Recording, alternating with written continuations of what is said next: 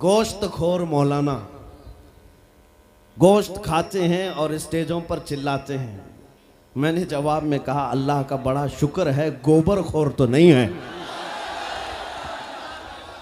अल्लाह का बड़ा शुक्र है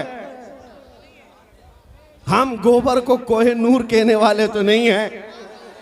अल्लाह ने दूध पीने वाली कौम में पैदा किया है, पेशाब पीने वाली में नहीं। नारे की बात है। मैंने किसी जगह तकरीर किया तो मुझे छेड़खानी कर रहे थे, हमारे दीन से कोई ताल्लुक नहीं। मैंने किसी छोटे दज्जाल के बारे में कहा तो उन्हें बड़ी लग गई थी।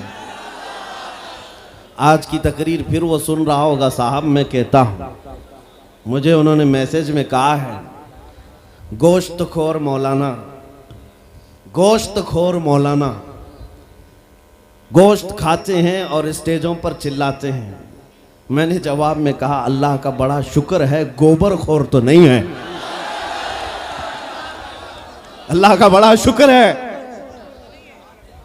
हम गोबर को कोहे नूर कहने वाले तो नहीं हैं। अल्लाह ने दूध पीने वाली कौम में पैदा किया है, पेशाब पीने वाली में नहीं। नारे तकबीर, नारे रिसालत, नारे हैदरी। मेरे अजीजों, ये कोई बात लतीफे की नहीं है और ना ही छेड़खानी की बात है। मैं उनसे कहता हूँ हमें छेड़ो मत, हम अपने नबी की बात करते हैं, हम अपने नबी की बात करते हैं। और जहाँ फिर तुम छेड़ोगे तो फिर हम अपने तौर पर जवाब भी देते रहेंगे इंशाअल्लाह। इसलिए कि अपनी अपनी किस्मत की बात है। मुझे गोश्त खोर मौलाना कह रहे हो और ख़ुद की हालत मालूम नहीं है। अल्लाह करीम का शुक्र है कि हमने दुनिया में देखा है गोश्त खाने वाला भी शेर ही हुआ करता है और गोबर खाने वाला सूअर तो नहीं है। अल्लाह का बड़ा करोड़ा एहसान है।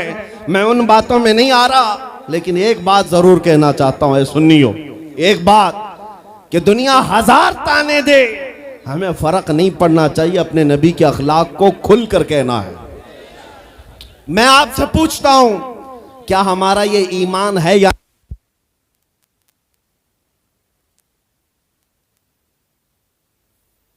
हमारा ये ईमान है या नहीं कि मेरा खुदा सच्चा है, हमारा नबी सच्चा है, हमारा दीन सच्चा है, कुरान सच्चा है। जब तुम्हारा यकीन है कि मेरा खुदा सच्चा, मेरा दीन सच्चा, मेरा कुरान सच्चा, मेरा नबी सच्चा, तो फिर मेरे अजीजों सर झुकाकर नहीं सर उठाकर जियो। और तुम्हें हुजूर अकरम सल्लल्लाहु ताला अलैहि वसल्लम के अखलाक पर कभी शर्म नहीं आनी चाहिए। कोई टोपी पर, कोई दाढ़ी पर ताने मारता है तो उसको नजरअंदाज करो, इसलिए कि मरने के बाद इस कीड़े को मुंह नहीं दिखाना है, आमिना के लाल को मुंह दिखाना है। ताना देता है तो देकर मर जाएगा। हमें फर्क नहीं पड़ता, हमारे लिबास से जलते हो तो और जलो, मरो, इसलिए कि जिसकी किस्मत में यहाँ भी जलना वहाँ भी जलना। और अल्हम्दुलिल्लाह सुन्नियों की किस्मत में यहाँ भी खुशियाँ हैं, वहाँ भी खुशियाँ। हम यहाँ पर हुजूर पाक का जिक्र कर रहे हैं और खुशहाल है, अल्हम्दुलिल्लाह खुशहाल हैं, इसलिए कि मुझे पता है हमारी हैसियत क्या है। खुशहाल हैं, आप भी हैं, हम हैं। ये छोटी मोटी शिकायतें तो सब करते हैं आप, कि बीमारी है, घर में खाना पानी नहीं है, धंधा नहीं चल रहा है, बिजनेस नहीं चल रहा है, सब लॉस में है, जॉब नहीं है, सब शिकायतें तुम्हारी है, हमें पता है। मेरे अजीजों, हम तो बार बार ये रोना रोते हैं, हम बड़ी कमज़ोर कौम हैं, हम बड़ी कमज़ोर कौम हैं, हम बड़ी कमज़ोर कौम हैं। लेकिन मीडिया के दज्जाली कुत्ते बार बार भौंक भौंक कर बताते हैं तुम कुछ हो, तुम कमज़ोर नहीं हो। 24 घंटे हम पर डिबेट होता है कि नहीं होता है? कुल मिलाकर हम पर ही डिबेट। अरे मियाँ, यहाँ तो इलेक्शन भी कैंपेनिंग के लिए हम हैं। हमारे मुद्दे को लेकर के ही सबको लड़ाना है, सबके दरमियान। मैं आपसे ये कहता हूँ, ये बातें यूं ही नहीं, वो बार बार तुम्हें भौंक कर बता रहे हैं तुम कुछ हो, लेकिन तुम कहते हो नहीं मैं कुछ नहीं हूं, हम कमजोर हैं। वो कहते हैं नहीं कमजोर नहीं, तुम कुछ हो। एक तरफ तो कहते हैं कुछ नहीं है, सब बिखरे हुए लोग हैं, पंचर पुत्र भी कहते हैं, लेकिन फिर हम उनसे कहते हैं मियाँ पंचर पुत्र है तो 24 घंटे डिबेट हम पर क्यों करते हो? डर किस बात का है? किस बात का डर है? क्या दूसरी और कौमें नहीं हैं जिसको निशाना बनाओगे? अरे 70 कौमें मौजूद हैं, लेकिन हमें पता है तुम्हारी आंखों में अगर कोई चुभता है तो गुलाम मुस्तफ़ा ही है, इसलिए कि उन्हें भी तारीख पता है। ये अगर निकल पड़े हैं सहरा से बगैर चप्पल के पैबंद लगे कपड़ों से तो कैसर और किसरा को भी धूल चटा सकते हैं।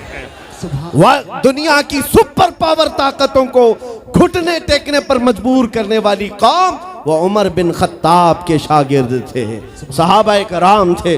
दुनिया को तारीख पता है कि ये जिस दिन पढ़ने लग गए खालिद बिन वलीद को, जिस दिन ये पढ़ने लग गए सलाहुद्दीन अय्यूबी को, जिस दिन इनको कोई कहने लग गया कि तुम्हारा कोई शिहाबुद्दीन गौरी भी था, तुम्हारा कोई औरंगजेब भी था, तो फिर ये मुर्दा और मुरझाई हुई कौम दोबारा उठने लग गई तो अच्छे अच्छों की नींद हराम हो सकती है।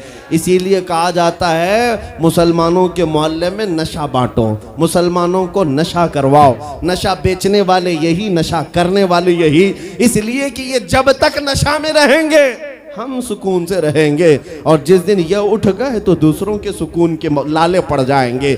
इसलिए मेरे अजीजों, मैं तुम्हें बेदार करने के लिए आया हूं और दुनिया की नजरों में खटकता रहूंगा, लेकिन मेरे पास जितना भी वक्त मौजूद है मैं खामोश नहीं रहूंगा इंशाअल्लाहुल अज़ीज़।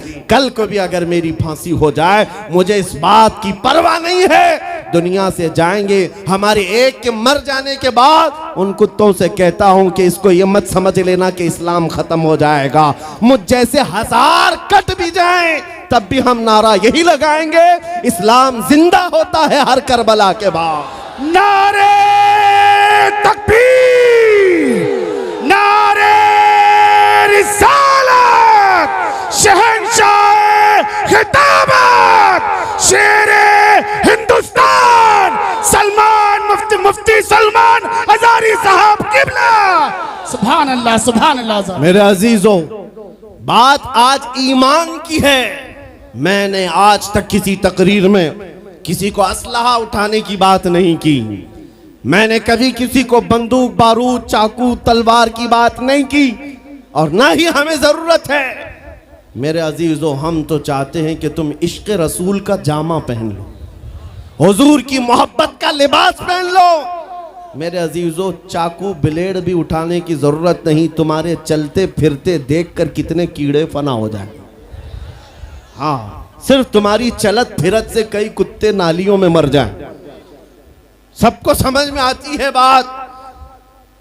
और जिन लोगों ने मुझसे पूछा था बार बार आप कुत्ते किसको कहते हैं, मैंने कहा कोई सुन्नी मुझसे पूछा ही नहीं, किसी ने मुझसे पूछा ही नहीं। ये सारी तकरीरें सुन रहे, आपने पहले ही पूछा तो कहीं ऐसा तो नहीं कि जख्म पर जाकर बात लगी हो। खैर मेरे अजीजों, आपको मैं बारहा बेदार इस बात के लिए करना चाहता हूं, हुजूर के अगर गुलाम हैं तो पूरे गुलाम बनो, पूरे गुलाम। आज के दिन अगर एक नौजवान भी ये अहद कर लिया कि मैंने अपनी मर्जी से बहुत जिंदगी गुजारी है, अपनी लाइफ में बहुत इंजॉय किया है, लेकिन आज के दिन से ये तय करूंगा कि जीऊंगा तो मेरे नबी की मर्जी से जीऊंगा, जिसने भी तय कर लिया, मैं समझता हूं कि ये जलसा वसूल हो गया, हुजूर के कदमों में पहुंच गया। मैं बताओ ए नौजवानों, बचा क्या है हमारी जिंदगी में और क्या बाकी है? क्या चाहिए तुम्हें? पूरी दुनिया तुम नाक रगड़ रगड़ कर हासिल कर भी लिए तो एक दिन तो मौत आनी है, एक दिन तो दुनिया से जाना है। सारी दौलत छोड़कर जाओगे, इस बात पर सबका यकीन है। तुमने खुद अपने हाथों से कितने मुर्दे दफनाए, तुमने कितने लोगों की कब्रों को खुद अपने हाथों से बंद किया। आज जो ये आंखें खुली हैं अचानक बंद कर दी जाएंगी, ये धड़कनें रुक जाएंगी, तुम हाथ पैर भी नहीं उठा सकते, और ये पूरे लोग उठाकर तुम्हें इतनी छोटी कब्र में डाल कर आते हैं जहां करवट लेने की भी जगह नहीं, सांस और हवा के लिए कोई रोशनदान नहीं, खिड़की नहीं। इतने घने अंधेरे के अंदर तुम तन्हा होते हो, उस कब्र के मुतालिक सोचो। वहां मुनकर नकीर जिसके बारे में पूछ रहे होंगे वो ताजदार मदीना की जात होगी। हुजूर के बारे में तुमसे पूछा जा रहा है कि तुम उनके बारे में क्या कहते थे। इसलिए सुन्नियों, आज ही हम तैयारी क्यों ना कर लें कि कल को कब्र में हमसे फरिश्ते पूछें इनके बारे में क्या कहते थे, तो वहां पुकार कर नकीरैन से कहना तुम पूछ रहे हो इनके बारे में क्या कहते थे। अरे मर के पहुंचा हूं यहां इस दिलरुबा के वास्ते। सुभान अल्लाह, सुभान अल्लाह। मर के पहुंचा हूं यहां इस दिलरुबा के वास्ते। है शबे गौर भी उसी गुल से मुलाकात की रात। अजीजा ने गिरामी वकार, आज ले उनकी पनाह, आज मदद मांग उनसे। कल न मानेंगे कयामत में अगर मान गया। सिर्फ मैं तुम्हारे उन अखलाक की बात कर रहा हूं, बड़े दर्द दिल से कह रहा हूं। आ जाओ वापस उस नुक्ते पर जहां मेरे नबी ने हमें छोड़ा था। आ जाओ उस रास्ते पर जिस पर चलने वालों पर अल्लाह ने इनाम नाजिल किया है। आपको पता है वो सहाबा कराम, ताबईन और औलिया कामिलीन का रास्ता था कि जिनके बारे में इकबाल ने कहा, दी अजाने कभी यूरोप के कलीसाओं में तो कभी अफ्रीका के तपते हुए सहराओं में। दश्त तो दश्त है दरिया भी न छोड़े हमने, बहरे जुल्मात में दौड़ा दिए घोड़े हमने। आ गया ऐन लड़ाई में गर वक्त नमाज, किबला रूहों के जमीन बोस हुई कौमे हिजाज। एक ही सब में खड़े हो गए महमूद आयाज, न कोई बंदा रहा न कोई बंदा नवाज। यह हमारी तारीख थी, यह हमारी तारीख थी। मोहम्मद अरबी सल्लल्लाहु ताला अलैहि वसल्लम के गुलामों की तारीख थी। वो जिस जगह जाते थे परचमे इस्लाम लहराते थे। जहां चल पड़े हवाओं का रुख मोड़ दिया, आंधियों को तोड़ दिया, समंदरों में रास्ता बना लिया। अरे दरिया दजला में घोड़े दौड़ा दिए। ये नबी पाक के गुलाम थे, दुनिया उनसे खौफजदा थी। क्या था उनका नारा? उनका नारा ये था, टल न सकते थे जंग में अगर अड़ जाते थे, पांव शेरों के मैदान से उखड़ जाते थे। अरे हक से सरकश हुआ कोई तो बिगड़ जाते थे। तेग क्या चीज है, हम तोप से भी लड़ जाते थे। नारे तकबीर, नारे रिसालत। देखो देखो कौन आया, देखो देखो कौन आया। तवज्जो की बात है, हम उस कौम के वारिसीन में से हैं दुनिया जिनकी तारीख जानती है। आपको पता है अंग्रेज तारीख दान है, अंग्रेज है, उसका कोई ताल्लुक मेरे दीन से नहीं। लेकिन तारीख लिखने में उसने ये बात लिखी कि मैंने ऐसा जर्नेल देखा ही नहीं जैसा सलाहुद्दीन था, इसलिए कि उसके जज्बे जैसा मैंने एक भी जर्नल देखा नहीं। एक बार का वाकया लिखा है कि 12,000 की फौज थी सलाहुद्दीन के साथ, 12,000 की फौज थी सलाहुद्दीन अय्यूबी के साथ। और जिस वक्त वो मैदान में उतरा, मुकाबिल में सलीबियों की तादाद 4 लाख की थी, 4 लाख की थी। 4 लाख की तादाद देखकर ना वो घबराया ना भागा, पलटकर अपनी फौज से पूछा क्या मशवरा है तुम्हारा, मुकाबिल में उतरे या नहीं उतरे।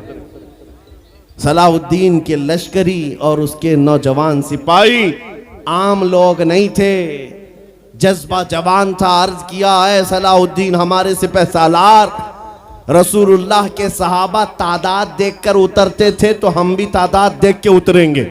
अगर नबी के सहाबा तादाद नहीं देखते थे तो हम भी इस तादाद का कोई परवाह नहीं करेंगे।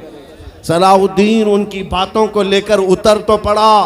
तारीख लिखने वाला अंग्रेज आदमी है, कहता है मुकाबला कर लेना और बात होती है, लेकिन 4 लाख को तितर बितर करके रख देना तारीख की अलग बात होती है।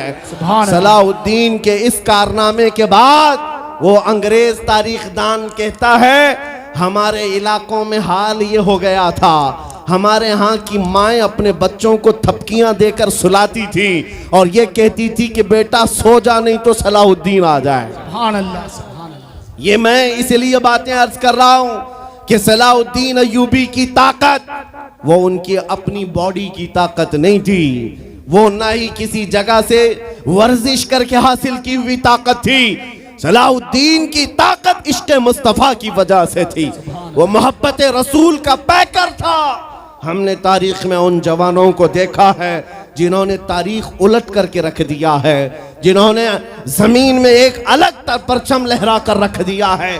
आपको पता है इसी हिंदुस्तान की सरजमीन पर सबसे पहला 10,000 का लश्कर लेकर आने वाला एक जवान अरब से सबसे पहले आने वाला मोहम्मद बिन कासिम सिर्फ 19 साल की उम्र में आया था।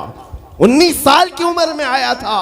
किस लिए आया था? माल लूटने नहीं आया था, यहाँ जगह कब्जा करने नहीं आया था। जैसे आज तारीख तोड़ मरोड़ करके बताई जा रही है, जितने बादशाह आए सब आक्रमण किए, सारे लोग यहाँ लूटपाट करने आए थे। ये तारीख तोड़ मरोड़ कर बयान की जाती है। मेरे अजीजों, इस पर फिर कभी गुफ्तगू करेंगे। लेकिन मोहम्मद बिन कासिम क्यों आया था? इलाहाबाद के एक पंडित है, उन्होंने खुद लिखा है, मैं अपनी बात नहीं पंडित जी की बात कह रहा हूँ। उस वक्त हालात ऐसे हो गए थे कि चंद औरतें, मुसलमान औरतें जो श्रीलंका की सरजमीन से हज के लिए जा रही थी, उस वक्त राजा दाबिर सिंह उसके कुछ गुंडों ने इन औरतों को पकड़ लिया, उनकी इज्जत लूटी, उनका माल लूटा, उनको कैदी बनाया। उन औरतों ने उस वक्त पुकार कर कहा था कि कोई है जो हमारी इज्जत बचाएगा। कोई तिजारत करने वाला बाहर से आया हुआ ताजिर बात सुन करके अरब गया। अरब में जाकर गवर्नर जो था उसके सामने वाकया बयान कर रहा था। 19 साल का जवान मोहम्मद बिन कासिम वहां से गुजर रहा था। उसने इतना वाकया सुना कि हिंद की सरजमीन पर कुछ हमारी बहनों की इज्जत लूटी जा रही है। वहीं खड़े होकर उसने कहा, लब्बैक या उख्ती, ऐ मेरी बहन, मैं तेरी इज्जत की हिफाजत के लिए आ रहा हूं। वहां से पुकारा अपने चचा जो गवर्नर था उस वक्त, उससे 10,000 का लश्कर लेकर के सबसे पहले यहाँ आने वाला मोहम्मद बिन कासिम किस लिए आया था? माल लूटने के लिए नहीं, औरतों की इज्जत बचाने के लिए आया था। हिंदुस्तान की सरजमीन पर कदम रखा और उसके बाद सामने मुकाबिल में फौरन जंग के लिए नहीं आया। कहा कि जिन औरतों को कैदी बनाया वो छोड़ दो, जो हज के लिए जा रही थी उन्हें आजाद कर दो, और दूसरी बात, जिन्होंने गुंडागर्दी की है उन्हें पकड़ो और जेल में डालो। राजा को घमंड था, उसने इनकार किया तो मोहम्मद बिन कासिम ने कहा, चलो आओ मोहम्मद अरबी के शेरों से मुकाबला हो जाए। 3 दिन का मुकाबला हुआ था, न राजा बचा न बाजा बचा, सारे हजारे इधर से उधर हो गए और मोहम्मद बिन कासिम का परचम लहराया। मेरे अजीजों, औरतों की इज्जत का मुहाफिज 19 साल का जवान था, जिसने आते ही औरतों की इज्जत भी बचाई और मेरे दीन का परचम भी लहराया। मैं आज पूछता हूं, हमारी उम्रें कितनी हो गई? कई जवान 25 साल 30 साल क्रॉस कर चुके। आज बहुत सारी औरतों की इज्जतें जब लूटी जाती हैं, तुम तो मोबाइल में देख देख करके शेयर कर देते हो, वीडियो इधर से उधर फैला देते हो और उसके बाद समझते हो हम बहुत बड़ा काम कर रहे हैं। हर कोई यही कहता है सबको शेयर करो, सबको शेयर करो। काय के लिए शेयर करो? मेरे अजीजों, ये कौन सी जंग लड़ रहे हो? व्हाट्सएप मोबाइल की जंग लड़ रहे हो? तुम्हारे अंदर अगर गैरत बाकी है तो मेरे अजीजों, किसी की इज्जत लुटते हुए देखकर तुम तमाशा नहीं कर सकते। ईमान बेदार करो, ईमान बेदार करो। ये आज हालात क्यों आए? इमाम गजाली की एक बात मैं सुनाता हूं। बहुत सालों पहले उस इमाम ने कहा था, 1000 साल पहले तकरीबन, उस इमाम ने कहा था, जब इस उम्मत के सामने उनके रसूल की तौहीन हो रही हो और उम्मत खामोश बैठी रहे तो चंद दिन इंतजार करें, इनकी माँ और बहनों को बाजार में लाकर नीलाम किया जाएगा, इनकी माँ और बहनों की इज्जत लूटी जाएगी और ये कुछ ना कर सकेंगे, इनके बच्चों को मारा जाएगा और ये कुछ ना कर सकेंगे। मैं आज महसूस कर रहा हूँ हुजूर की गुस्ताखी पर और तौहीन पर खामोश रहने का नतीजा ये है कि अब हमारे घर भी सलामत नहीं रहेंगे। लोग आज चीख रहे हैं, मस्जिदें वीरान हो गई, मस्जिदें टूट रही हैं, खानकाहें टूट रही हैं, न जाने कितने मज़ारात बिल्डोजर से ख़त्म किए जा रहे हैं। ये तमाम बातें अपनी जगह पर। मैं आपसे पूछता हूँ, जाने ईमान रसूलुल्लाह की इज्जत बाकी नहीं रही तो फिर कुछ भी बाकी नहीं रहा। वो जो न हो तो कुछ न हो, वो जो न थे तो कुछ न था। जान है वो जहान की और जान है तो जहान है। आपसे मैं यही कहना चाहता हूं, सीरियस हो जाओ, हसास हो जाओ। हंसी मजाक गलछड़े, ये लतीफे लोगों के दरमियान अय्याशियां खत्म कर डालो। आज हर एक के घर से धुआं उठ रहा है और लोग अभी खुशियां और तमाशा देखने में मसरूफ हैं। आज पूरी दुनिया में जो तमाशा है आप नहीं अंदाजा कर सकते। फिलिस्तीन के बच्चों के साथ खून की होली खेली जाती है। हमने इराक में देखा है चंद साल पहले जहां मैदान में खेला करते थे लोग, आज वो मैदान कब्रों से भर चुका है, कब्रों से भर चुका है। इतनी मौतें होती हैं कि जनाजा उठाने के लिए लोग नहीं होते, जनाजा उठाने के लिए लोग नहीं होते। ये तमाम हालात क्यों पैदा हुए? मुल्क के शाम के हालात इतने सख्त तरीन हो गए हैं कि तकरीबन 50 लाख के करीब बेघर हो चुके लोग, जिनका घर नहीं, सब टूट चुका। ये हालात देखकर मैं आपसे कहता हूं बेदार हो जाओ और अमल की तरफ आ जाओ। क्या अब भी तुम्हें अजानें नहीं उठाती? नमाजों के लिए दौड़ते नहीं? अल्लाह का कहर जब आता है, पकड़ आती है, तो फिर कोई तुम्हें नहीं बचा सकता, कोई नहीं बचा सकता। मैं वार्निंग भी दे रहा हूं और आपको बता भी रहा हूं कि नबी करीम सल्लल्लाहु ताला अलैहि वसल्लम का दरवाजा अभी खुला हुआ है, खुला हुआ है। और वो ऐसा नबी है, ऐसा नबी है जिसके दरबार से वाबस्ता होने में कभी आपको शर्म नहीं आएगी इंशाअल्लाह, और कभी आप अपने आप को बेआबरू नहीं समझेंगे, कभी नहीं। मैं अपनी प्रैक्टिकल लाइफ बता रहा हूं। हुजूर की मोहब्बत में, वो वफा में जो मजे हैं वो दुनिया में कहीं नहीं, कहीं नहीं है। जब बेचैन दिल होता है तब भी हम, मेरे अजीजों, गाने सुनकर के अपनी बेचैनी दूर नहीं करते। हम पिकनिक पॉइंट पे जाकर अपनी बेचैनी दूर नहीं करते। जब ज्यादा बेकरारी हो तो यही कहते, उनके निसार कोई कैसे ही रंज में हो, जब याद आ गए हैं सब गम भुला दिए हैं, उनकी महक ने दिल के गुंचे खिला दिए हैं, जिस राह चल दिए हैं कूचे बसा दिए हैं। हुजूर को याद कर लेते हैं, बेचैनी दूर होती है, बेकरारी दूर होती है। आपको मैं ये बात कहना चाहता हूँ, हुजूर की वफा में जो इज्जत है वो कहीं नहीं है, हुजूर की गुलामी में जो इज्जत है वो कहीं नहीं।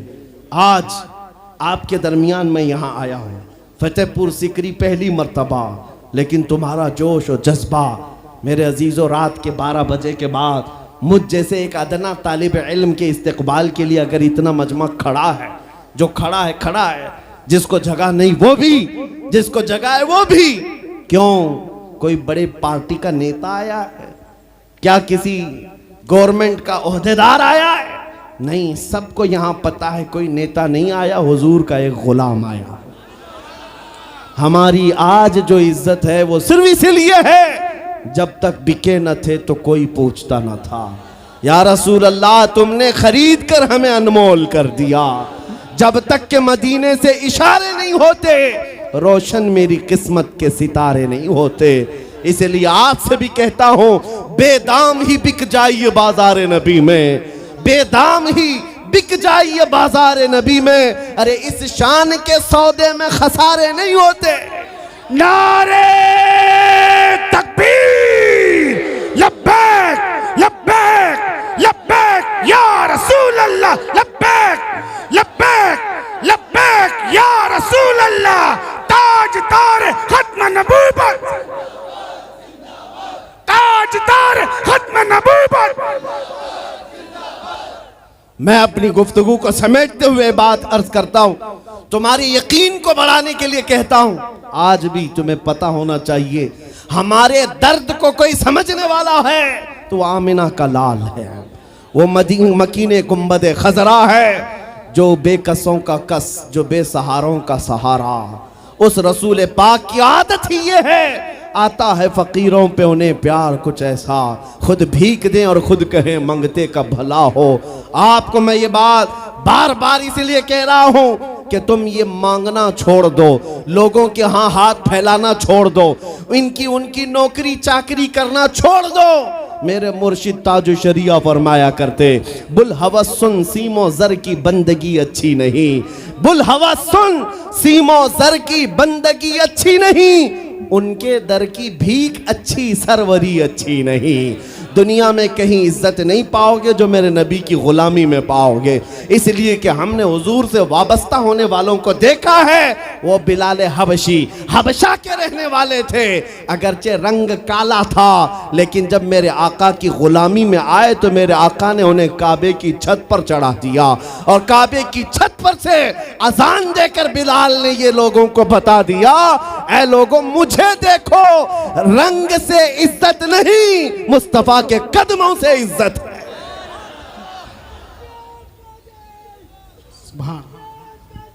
अजीजा ने ग्राम वक़ार, तवज्जो चाहता हूं, हुजूर की गुलामी में जो इज्जत है वो हमने देखी है। जो लोग सहाबाए कराम, सैयदना अमीरुल मोमिनीन उमर इब्न खत्ताब, जिनका हाल ये था 36 लाख स्क्वायर किलोमीटर पर तन्हा हुकूमत करते थे। उस वक्त मिस्र भी, शाम भी, यमन भी, इराक भी, फिलिस्तीन भी, अरब, ये 6 कंट्री पूरे मिलाकर तन्हा हजरत उमर की निगरानी में थे।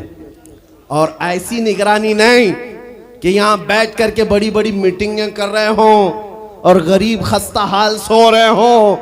उस खलीफा इस्लाम का हाल ये था, वो मदीने में बैठकर खिलाफत कर रहा था और बड़ी दूर एक औरत अपनी बेटी से कह रही है कि आज थोड़ा दूध में पानी मिला ले। बेटी कहती नहीं, खलीफा उमर बिन खत्ताब की खिलाफत है, उमर इब्न खत्ताब की खिलाफत है। घरों में तक उमर इब्न खत्ताब की निगरानी थी।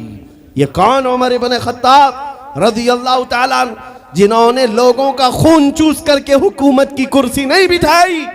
और दूसरी बात ये भी कि वो उमर सादा जिंदगी गुजारने वाले, उनकी सिक्योरिटी भी ऐसी नहीं थी कि रोल्स रॉयस लगी हुई हो, काली गाड़ियां आगे पीछे घूमती हों।